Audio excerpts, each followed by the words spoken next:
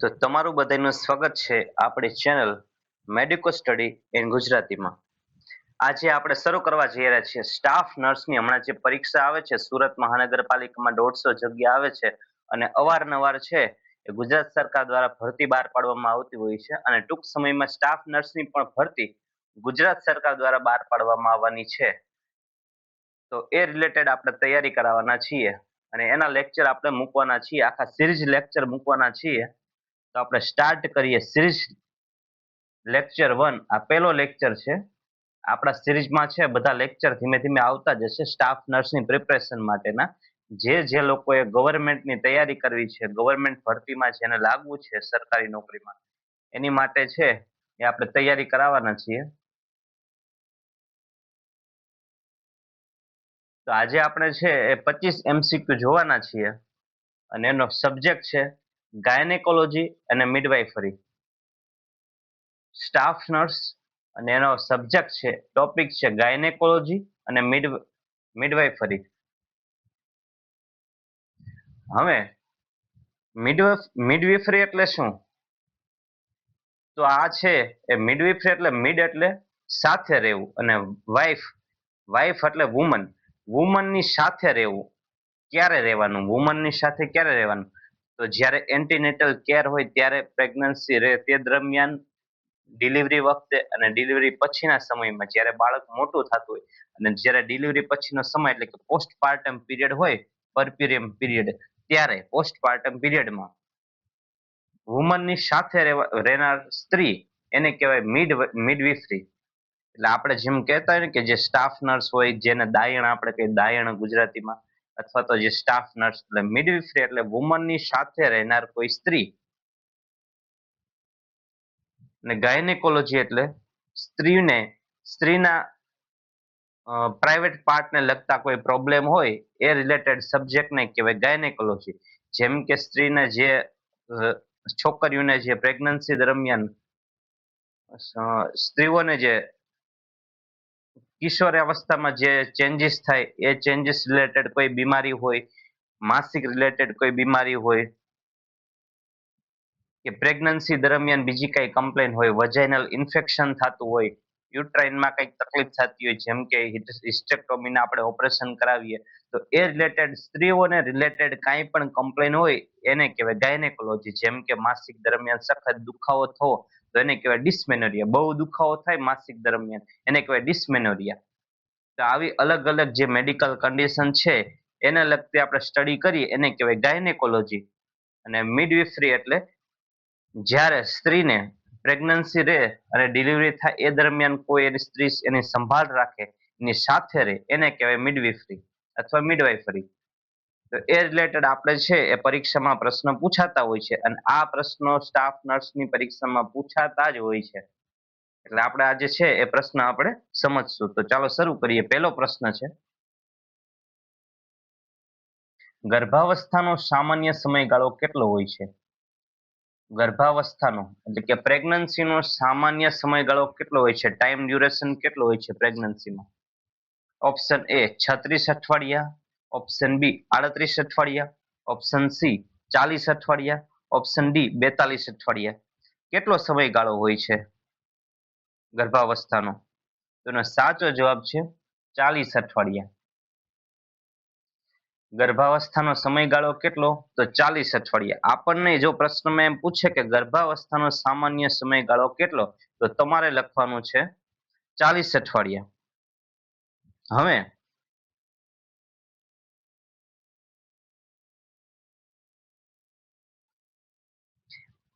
હવે 40 અઠવાડિયા એટલે શું? તો 40 અઠવાડિયા ગણો એટલે 280 દિવસ. 40 અઠવાડિયા એટલે કેટલા થાય? 280 દિવસ. જો તમને પરીક્ષામાં એમ પૂછે કે કેટલા દિવસ, તો એનો સાચો જવાબ છે 280 દિવસ. 4 સત્તા 28, અઠવાડિયામાં 7 દિવસ હોય એટલે 4 સત્તા 28, 280 દિવસ. ગર્ભાવસ્થાનો સમયગાળો કેટલો? તો કે 280 દિવસ. અથવા અઠવાડિયા પૂછે તો કેટલા? તો કે 40 અઠવાડિયા. હવે આ 40 અઠવાડિયા ક્યારથી ગણવાના છે? તો LMP થી ગણવાના છે. LMP થી ગણવાના છે. 40 અઠવાડિયા ગણવાના ક્યાંથી છે? તો કે LMP થી. LMP એટલે શું? તો કે લાસ્ટ મેન્સ્ટ્રુઅલ પીરિયડ. LMP એટલે શું? તો કે લાસ્ટ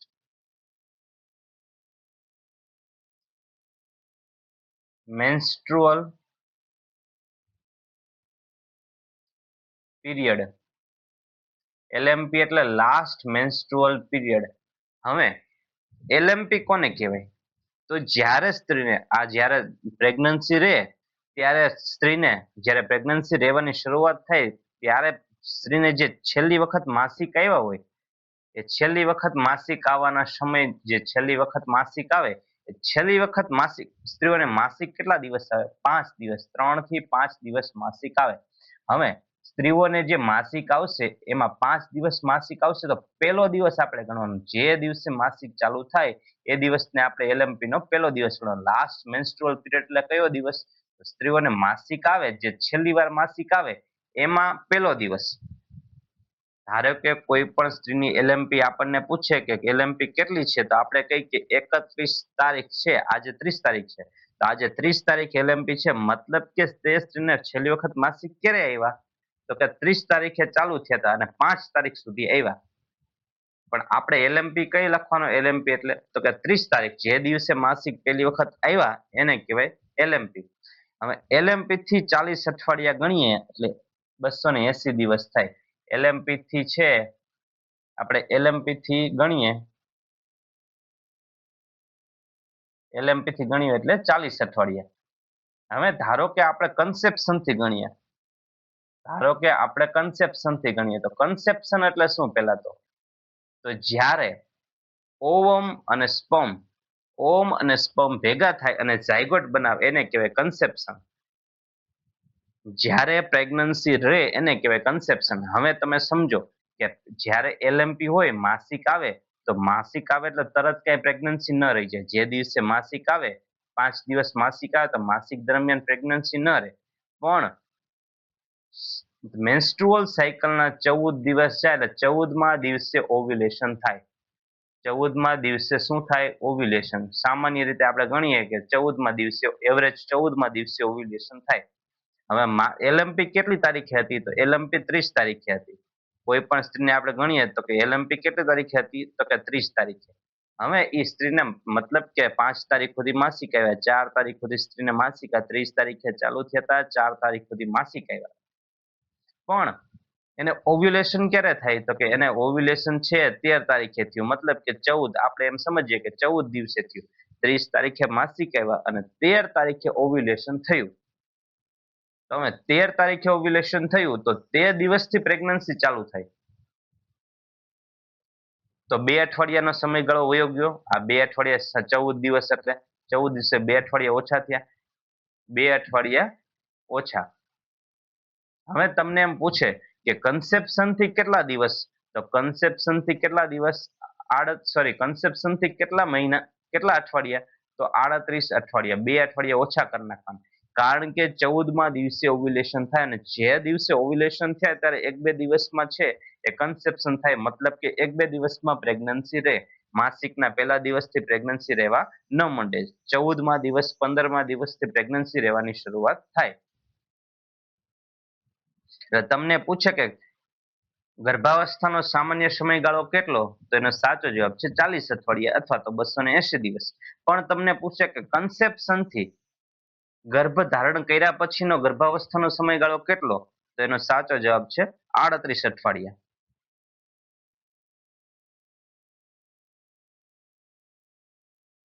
બીજો પ્રશ્ન છે, LMP એટલે શું? જો અહીંયા LMP નો પ્રશ્ન આવ્યો કે LMP એટલે શું, તો હમણાં આપણે સમજાવ્યું તમને કે LMP એટલે last menstrual period. Last menstrual period, જે દિવસે સ્ત્રીને છેલ્લી વખત માસિક આવે. કોઈ પણ સ્ત્રીને, ધારો કે માની લ્યો કે કોઈ એક સ્ત્રી છે, એને 3 મહિના પહેલા માસિક આવ્યા હતા. આજે આજે આપણે એમ સમજીએ કે પહેલા મહિનાની 1 તારીખે માસિક આવ્યા હતા. પહેલા મહિનાની 1 તારીખે માસિક આવ્યા હતા. તો માસિક 5 દિવસ આવે, પણ જે પહેલો દિવસ હોય એને કહેવાય LMP, last menstrual period. LMP, last menstrual period date. 5 દિવસ માસિક આવે તો છેલ્લો દિવસ નથી ગણવાનો, પહેલો દિવસ ગણવાનો. માસિક છેલ્લું, છેલ્લી વખત જ્યારે સ્ત્રીને માસિક આવે, છેલ્લી વખત એટલે જીવનમાં છેલ્લી વખત નથી કહેતો કે 45 વર્ષે આવે એમ નહીં, પણ આપણે પૂછીએ જ્યારે આપણી પાસે દર્દી આવે, ધારો કે 25 વર્ષની સ્ત્રી આપણી પાસે આવે અને એને છે પ્રેગ્નન્સી રહે, એટલે પ્રેગ્નન્સી રહે એટલે માસિક આવતા બંધ થઈ જાય. તો આપણે પૂછીએ કે ભાઈ તમને કેટલા ટાઈમથી માસિક નથી આવતા, એટલે એમ કહેશે 5 મહિનાથી નથી આવતા. તો 5 મહિનાથી નથી આવતા, એમાં જે દિવસે આપણે એને પૂછીએ કે 5 મહિનામાં કઈ તારીખે, તો એ પૂછે કે ભાઈ પહેલા મહિનાની પહેલી તારીખથી માસિક, પહેલા 5 તારીખ સુધી માસિક આવ્યા હતા અને શરૂ ક્યારે થયા હતા, તો કે 1 તારીખે શરૂ થયા હતા. એટલે આપણે ક્યારે ગણવાની, તો કે પહેલા મહિનાની પહેલી તારીખ. અને એ સ્ત્રી શું કહેશે, તો કે 5 તારીખ સુધી માસિક આવ્યા હતા.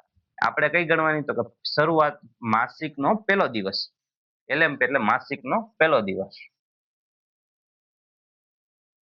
હવે LMP ઉપર એટલા માટે ભાર મૂકું છું, તમારે જ્યારે EDD કાઢવાનું આવશે, એક્સપેક્ટેડ ડેટ ઓફ ડિલિવરી, ધારો કે તમને કોઈ પૂછે કે મારે છે એ ક્યારે અંદાજિત ડિલિવરી થશે, કોઈ સ્ત્રી તમને આવીને પૂછે સ્ટાફ નર્સને કે મારે ક્યારે ડિલિવરી થઈ શકે, ડોક્ટરે તો મને આ તારીખ આપી છે, તો તમે પણ ગોઠા ન પડો અને તમને પણ આવડે કે કઈ રીતે EDD ગણવાની. સામાન્ય રીતે આપણે EDD કઈ રીતે ગણતા હોય છે, તો આપણે સામાન્ય રીતે છે આપણે EDD કઈ રીતે ગણીએ, expected date of delivery. EDD એટલે શું?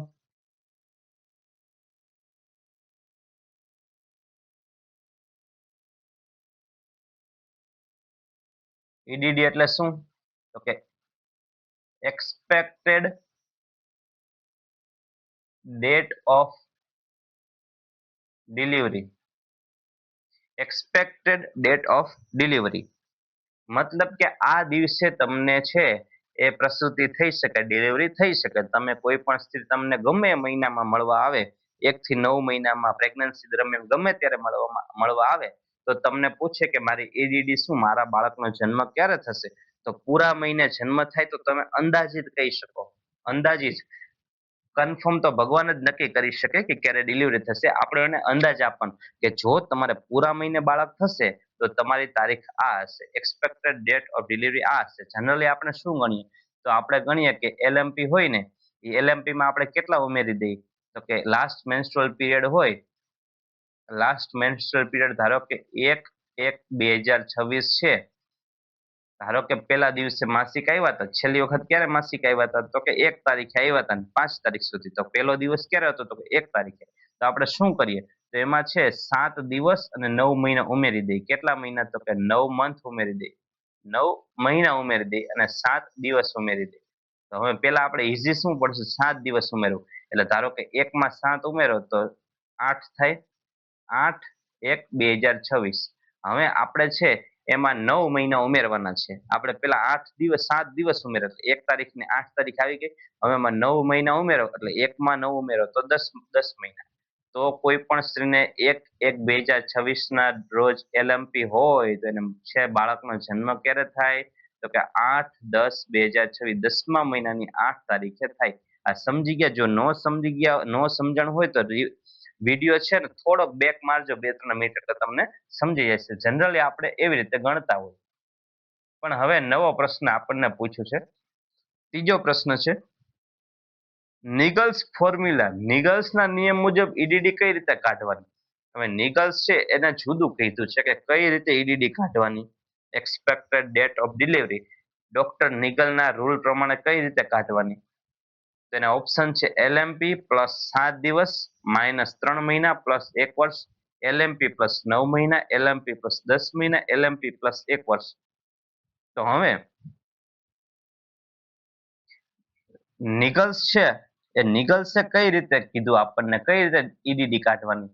તો એમને શું કીધું, તો કે તમે છે ને પેલા LMP લઈ લ્યો. એટલે આપણે ધારો કે LMP લઈ લઈએ છીએ, આપણે કોઈ પણ સ્ત્રીની LMP લઈ લઈએ છીએ 30/3/2026, 4 લઈ લઈએ, 30/4/2026. આ એની LMP છે.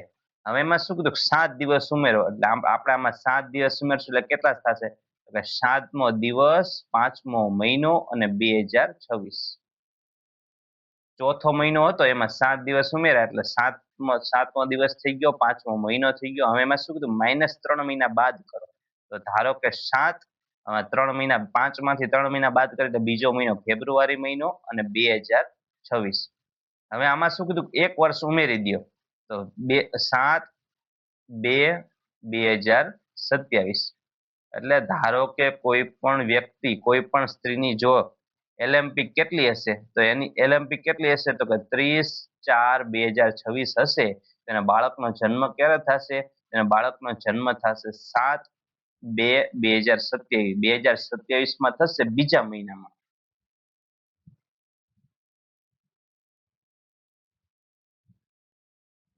તો આ છે નિગલ્સ ફોર્મ્યુલા. એટલે સાચો જવાબ શું છે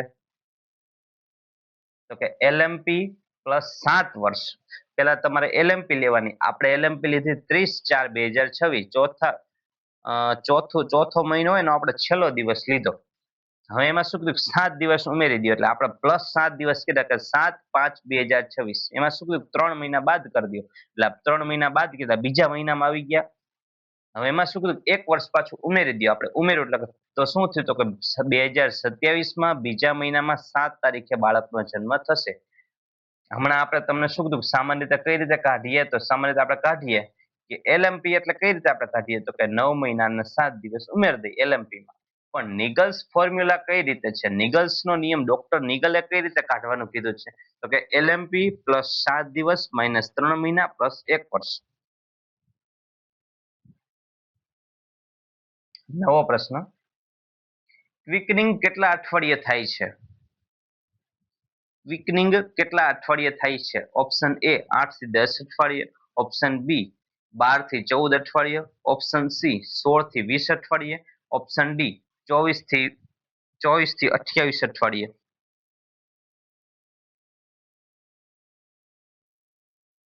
હવે ક્વિકનિંગ એટલે શું? તો ક્વિકનિંગ એટલે પ્રેગ્નન્સી દરમિયાન માતા જ્યારે પહેલી વખત છે એ ફિટલ મૂવમેન્ટ છે એ ફીલ કરશે, એને કહેવાય ક્વિકનિંગ. જ્યારે બાળક, આપણે સામાન્ય રીતે શું કે બાળક છે એ ગર્ભમાં, મતલબ કે યુટ્રસમાં પહેલી વખત હલનચલન કરશે અને માતાને જે ખબર પડશે એને કહેવાય ક્વિકનિંગ. આપણે જે 3 ઇડિયટમાં જોઈ છે, મોના કહેતી હોય કે લાત મારા, ઓલ ઇઝ વેલ, લાત મારા. આમિર ખાન ને બધા કહેતા હોય, ખબર છે કે ઓલ ઇઝ વેલ, લાત મારા. મતલબ કે માતાને એનું ફીલ થયું, માતા જે છે બાળક અંદર મુવમેન્ટ કરે એ માતાને ફીલ થાય, એને કહેવાય ક્વિકનિંગ. પણ જ્યારે પહેલી વાર ફીલ થાય એને કહેવાય ક્વિકનિંગ. બાળક છે એ યુટ્રસમાં ફરતું હોય, એમનિયોટિક ફ્લુઇડમાં હલનચલન કરતું હોય, પણ એ હલનચલન જ્યારે શરૂઆત થાય અને પહેલી વખત જ્યારે છે એ માતાને છે ખબર પડે કે બાળક અંદર હલે છે પેટમાં, એને કહેવાય ક્વિકનિંગ. તો હવે ક્વિકનિંગ કેટલા અઠવાડિયે થાય?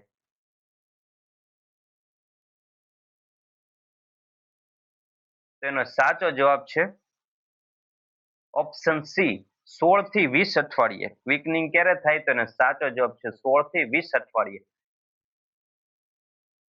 એટલે અંદાજિત આપણે ગણીએ તો ચોથા થી પાંચમા મહિને આજુબાજુ છે એ માતાને છે એ ખબર પડે કે બાળક અંદર હલનચલન કરે છે. શરૂઆતના મહિનામાં છે એવી કઈ ખબર પડે નહીં, કારણ કે બાળક છે હજુ વિકાસ પામતું હોય, બાળક છે મોટું થતું હોય ત્યાં સુધી છે એ એમ્બ્રિયો માંથી પછી ડેવલપ થતું હોય. ધીમે ધીમે પેલા એમ્બ્રિયો હોય 10 અઠવાડિયા સુધી, પછી ધીમે ધીમે બાળક મોટું થતું હોય.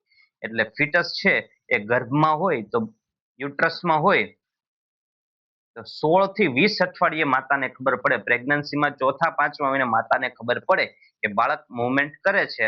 એ મુવમેન્ટ જ્યારે પહેલી વખત કરે એને કહેવાય, અને મુવમેન્ટ કરે અને માતાને અહેસાસ થાય, ફીલ થાય, એને કહેવાય ક્વિકનિંગ. નવો પ્રશ્ન, પ્રીમી ગ્રેવિડા એટલે શું? પ્રાઇમા ગ્રેવિડા અથવા તો પ્રીમી ગ્રેવિડા એટલે શું? તો હવે પેલા તો છે ગ્રેવિડા એટલે શું? પેલા તો ગ્રેવિડા એટલે શું? તો ગ્રેવિડા એટલે ગર્ભવતી. સ્ત્રી જ્યારે ગર્ભવતી થાય એને કહેવાય ગ્રેવિડા. આ એક યાદ રાખવાનું. તમને પૂછે કે ગ્રેવિડા એટલે શું, તો સ્ત્રી ગમે એટલી વાર, જેટલી વાર ગર્ભ ધારણ કરે એને ગ્રેવિડા કહેવાય. તમને પૂછે કોઈ પણ સ્ત્રીને, ધારો કે 3 વખત ગર્ભ રહ્યો છે, તમને પૂછે કે ગ્રેવિડા 3 વખત ગ્રેવિડાનો મતલબ શું થાય? મતલબ કે માતાને 3 વખત જીવનકાળમાં ગર્ભ રહ્યો છે. હવે આપણને શું પૂછ્યું છે? પ્રીમી ગ્રેવિડા, પ્રીમી અથવા તો પ્રાઇમા. પ્રીમી અથવા તો પ્રાઇમા શેના માટે વપરાય? પ્રાઇમા, પ્રીમી અથવા પ્રાઇમા શબ્દ છે, પ્રાઇમા અથવા તો પ્રીમી, એ વપરાય પ્રથમ માટે, પ્રથમ અથવા પ્રાથમિક માટે આપણે વાપરતા. પ્રાથમિક અથવા તો પ્રથમ, એના માટે શું વાપરીએ? તો કે પ્રાથમિક અથવા પ્રથમ માટે આપણે વાપરીએ પ્રીમી શબ્દ, પ્રીમી અથવા પ્રાઇમા. ગ્રેવિડા એટલે ગર્ભવતી થવું. તો પહેલી વખત સ્ત્રી ગર્ભવતી થાય એને કહેવાય પ્રાઇમા ગ્રેવિડા. ગ્રેવિડા એટલે ખાલી ગર્ભવતી થવું, પછી ગમે એટલી વારમાં ગર્ભવતી હોય તો એને ગ્રેવિડા એટલે ગર્ભવતી થવું, અને પહેલી વાર થવું એટલે પ્રાઇમા ગ્રેવિડા. તો આપણો અહીંયા સાચો જવાબ છે ઓપ્શન બી. પહેલી વાર ગર્ભવતી થાય એને કહેવાય પ્રાઇમા ગ્રેવિડા.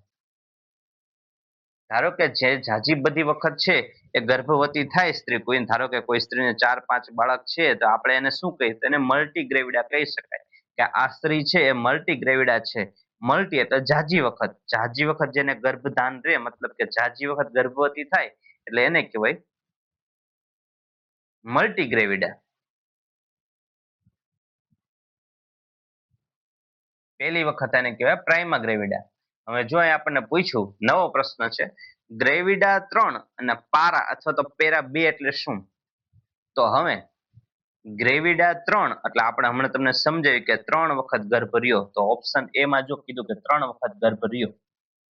પારા એટલે શું? પેરા અથવા તો પારા એટલે શું? તો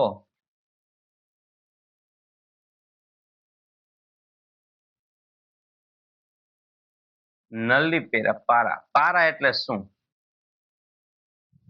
તો પારા એટલે જેટલા જીવિત બાળકોનો જીવિત પ્રસૂતિ થાય એને કહેવાય પારા. જીવિત પ્રસૂતિ થાય, પ્રસૂતિ એટલે સમજો ડિલિવરી થાય ને એને પ્રસૂતિ કહેવાય. તો ડિલિવરી થાવી એટલે પ્રસૂતિ. હવે ગર્ભ, ધારો કે કોઈ પણ સ્ત્રીને ગર્ભ રહ્યો, કોઈ પણ સ્ત્રીને આજે ગર્ભ રહ્યો છે અને 2 મહિનામાં 3 મહિનામાં એનું એબોર્શન થઈ જાય છે, તો એ પારા ન કહેવાય, ખાલી એક વખત ગ્રેવિડા કહેવાય, એક વખત એબોર્શન થયું કહેવાય સ્ત્રીનું, અને એક વખત ગ્રેવિડા કહેવાય. પણ જ્યારે છે એ જે ગર્ભ રહે, એ પ્રેગ્નન્સી રહી, પ્રેગ્નન્સી જો 6 મહિના 7 મહિનાથી ઉપર જાય, મતલબ કે બાળક છે જીવિત રહેવું જોઈએ. બાળક અત્યારે શું થઈ ગયું? સારી સિસ્ટમ થઈ ગઈ, હેલ્થ કેર સુધરી ગઈ, એટલે હવે 6 મહિને બાળક જન્મ કરે ને, બાળકનો જન્મ 6 મહિને થઈ જાય ને તો એ બાળક જીવિત રહે. જો બાળક જીવિત રહે, મતલબ કે 6 મહિના પછી જો બાળકનું છે એ જન્મ થાય અને બાળક જીવિત રહે તો એને પારા કહેવાય અથવા તો પેરા કહેવાય. બાળક છે જો 9 મહિને પૂરા મહિને આવીને બાળક તરત મરી જાય તો એને પારા જ કહેવાય. એવું નહીં કે 9 મહિને બાળક આવ્યું અને મરી ગયું એટલે એને છે ગ્રેવિડા કહેવાય, પારા ન કહેવાય. ના, 7 મહિનાથી ઉપર એટલે કે 28 અઠવાડિયાથી ઉપર બાળક પ્રેગ્નન્સી રહે, 28 અઠવાડિયાથી ઉપર. પણ હવે શું થયું છે કે હેલ્થ કેર સુધરી ગઈ, એટલે હવે ઘણી વખત 6 મહિનાનું બાળક હોય ને તોય બહાર આવીને છે ને બચી જાય અને મોટું થાય, જીવિત રહે, સારું હેલ્ધી બની જાય. એટલે આપણે શું સમજવું કે બાળક જીવિત રહેવું જોઈએ. હવે પણ એ ક્યારે જીવિત રહેવું જોઈએ? 7 મહિનાથી ઉપર. હવે ધારો કે 7 મહિના પછી બાળકનો જન્મ, મૃત બાળક જન્મે ને તોય બાળક જો 7 મહિનાથી ઉપર જાય ને, એટલે 7 મહિનાથી ઉપર જાય એટલે એને કહેવાય પેરા.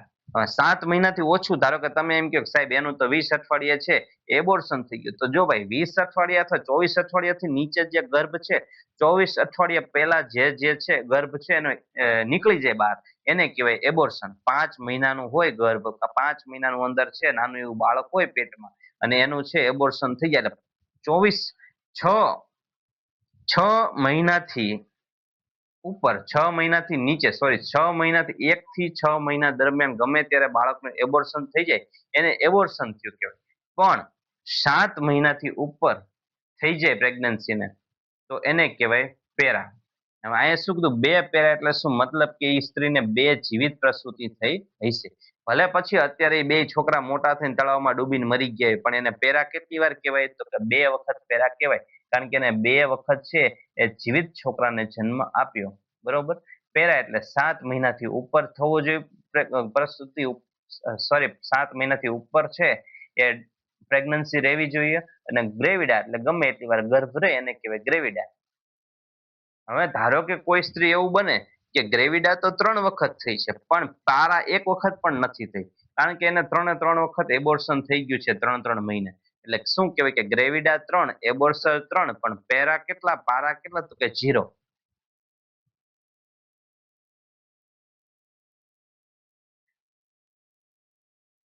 ANC વિઝિટ ઓછામાં ઓછી કેટલી હોવી જોઈએ? Antenatal care visit. Antenatal care visit ઓછામાં ઓછી કેટલી કરવી જોઈએ? હવે છે પ્રેગ્નન્સી. ANC એટલે શું? તો કે એન્ટીનેટલ કેર વિઝિટ. હવે એન્ટીનેટલ કેર વિઝિટ એટલે શું? તો કે માતાને પ્રેગ્નન્સી રહે એટલે બાળકનો જન્મ થશે. હવે બાળકનો જન્મ થાય પહેલા માતાએ છે એ ડોક્ટર પાસે વિઝિટ કરવા જવાનું. ડોક્ટર છે એનું ચેકઅપ કરે. પણ શું કામ ચેકઅપ કરે? તો કે આવનારું બાળક છે એ હેલ્ધી હોવું જોઈએ. પછી આવે બાળકનો જન્મ થાય ત્યારે એવું ન હોવું જોઈએ કે બાળકનો વજન પૂરો થતો નથી, બાળક છે એને ખોડખાપણ છે, બાળકને ક્લેફ્ટ લિપ, ક્લેફ્ટ પેલેટ છે, બાળકને ન્યુરલ ટ્યુબ ડિફેક્ટ છે. આવું બધું જો માતા છે એ ક્યાંય છે વિઝિટ કરવા ન જાય, મતલબ કે ડોક્ટર પાસે બતાવવા ન જાય, તો ઘણી વખત શું થાય કે આવું બાળકનો જન્મ થઈ શકે, અધૂરા મહિને બાળકનો જન્મ થઈ શકે. કેમ કે ઘણી વખત છે માતા જતી ન હોય એટલે માતાને ખબર ન પડે કે આ બાળકનો છે પૂરતો વિકાસ પેટમાં થતો નથી. પણ ડોક્ટરને બતાવવા જાય તો ડોક્ટરને ખબર પડે કે ભાઈ માતાનું જેટલું વજન વધવું જોઈએ મહિને મહિને એટલું વધતું નથી.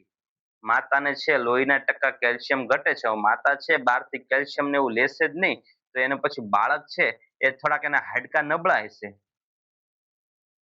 તો એવું ન થાય એટલે શું કરવું પડે? તો કે અગાઉથી તમારે છે ડોક્ટરને બતાવવા જવું પડે. બાળક આવ્યા પહેલા તમને પ્રેગ્નન્સી દરમિયાન, મતલબ કે કોઈ પણ સ્ત્રીને પ્રેગ્નન્સી રહે પછી તમારે બતાવવા જવું પડે. શું કામ બતાવવા જવું પડે? તો કે ભાઈ તમને છે એ બાળક આવનારું હેલ્ધી બને, એટલે એને શું કે એન્ટીનેટલ કેર વિઝિટ. નેટલ એટલે બાળક, બાળકની કેર કરવાની, પણ ક્યારે? આવ્યા પહેલા, એટલે કે એન્ટીનેટલ કેર વિઝિટ. એ ઓછામાં ઓછી કેટલી હોવી જોઈએ? 2, 3, 4, 6. ડોક્ટર પાસે, મતલબ કે પ્રેગ્નન્સી તમારા બાળકનો જન્મ થાય એ પહેલા તમારે ડોક્ટર પાસે કેટલી વખત જવાનું? પ્રેગ્નન્સી રહ્યા પછી. પ્રેગ્નન્સી રહ્યા પછી અને તમારે બાળકનો જન્મ થાય એ પહેલા, એ વચ્ચે તમારે કેટલા વખત છે ડોક્ટરને બતાવવા જવાનું? તો એનો સાચો જવાબ છે 8 વખત. હવે WHO એ છે પેલા શું હતું કે 4 વખત તમારે જવાનું. આ 9 મહિના દરમિયાન 4 વખત તમારે ડોક્ટરને બતાવવા જવું પડે. ઓછામાં ઓછું 4 વાર, વધુ તો તમે ગમે એટલી વાર જઈ શકો. જેમ કે તમને ડોક્ટર છે મહિને મહિને બોલાવતા હોય છે. શરૂઆતમાં 7 મહિના છે મહિને મહિને બોલાવે, પછી તમને 15 દિવસે બોલાવે, અને છેલ્લા મહિને તમને અઠવાડિયે અઠવાડિયે બોલાવે. આવી રીતે હોય. પણ ઘણી વખત છે સ્ત્રીઓ જાતી નથી. ઘણી વખત છે કામના ભારણને કારણે ગામડામાં જાતા નથી. કોઈ ઘણી વખત બાધા લે એના કારણે જાતા નથી. ઘણી વખત કોઈને એવું નોલેજ નથી હોતું કે જાવું પડે, બતાવવા જવું પડે. એમને એમ થઈ ગયું તો છોકરા તોય મોટા થઈ જાય, તોય છોકરા થાય એટલે બતાવવા જાય નહીં. પણ WHO શું કર્યું છે? બાળક હેલ્ધી આવે, માતાની તબિયત સારી, એટલે કેટલી ANC વિઝિટ કરવી જોઈએ? તો પહેલા આનો સાચો જવાબ હતો 4. મતલબ કે 4 વખત તમારે ડોક્ટરને બતાવવા જવું પડે પ્રેગ્નન્સીમાં. પણ 2016 પછી WHO છે ને ક્રાઇટેરિયામાં ફેરફાર કર્યો અને એવું રિકમેન્ડેડ કર્યું છે કે 8 વખત તો ઓછામાં ઓછું બતાવવા જવું પડે. ANC વિઝિટ કેટલી કરવી પડે? તો ઓછામાં ઓછી 8 વિઝિટ કરવી પડે. હવે એમાં પહેલી વિઝિટ ક્યારે કરવાની હોય? તો કે શરૂઆતના 3 મહિનામાં, એટલે કે 12 અઠવાડિયામાં. શરૂઆતના 12 અઠવાડિયામાં પહેલી વિઝિટ કરવાની. જ્યારે સ્ત્રીને ખબર પડે કે મને પ્રેગ્નન્સી રહી એટલે તરત છે ડોક્ટરને બતાવવા જવું. શરૂઆતના 3 મહિનામાં તરત ડોક્ટરને બતાવી આવું. એટલે અત્યારે ANC ઓછામાં ઓછી કેટલી વિઝિટ છે? 8. વધુમાં વધુ છે એનો કઈ ફિક્સ રેશિયો નથી. ધારો કે તમને કઈ તકલીફ હોય તો તમે 2-2 દિવસે પણ બતાવવા જઈ શકો. એ તો ડોક્ટર ઉપર આધારિત છે કે ડોક્ટરને કેટલી જરૂર લાગે છે એ પ્રમાણે તમને બોલાવે. નવો પ્રશ્ન. સગર્ભાવસ્થામાં પ્રથમ ત્રિમાસિકમાં માતાનું વજન કેટલું વધવું જોઈએ? પ્રેગ્નન્સીમાં ફર્સ્ટ ટ્રાઇમેસ્ટરમાં કેટલું વજન વધવું જોઈએ માતાનું? 5 થી 6 કિલો, 1 થી 2 કિલો, 3 થી 4 કિલો કે 7 થી 8 કિલો?